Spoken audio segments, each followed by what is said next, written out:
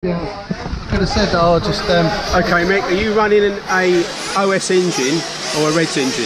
I'm running a Reds engine because I know how to tune the engine. Okay. We don't really have any problem. But if you do have problems with your engine, it's like a TV set. If you don't know what you're doing, you just buy a new TV set rather than adjust the colour or something like that. Okay, so you don't buy an L&G TV and put a Sony sticker on it? Yeah, exactly. Yeah, so if you know what you're doing, you don't need to change engines. Okay. Just carry on with what you're doing. What about JQ? Any comment? Nah, JQ, no problem. He won his over 35s using a Reds engine, so that was good. And the youngster won the World Championships using a Reds engine. So, not a problem really for me. JQ's cool.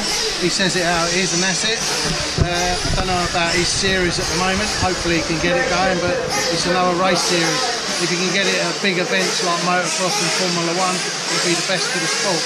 So at the moment it looks like we're racing on the same track we normally race on. Okay, what about gyros? Have you tested a gyro or traction control?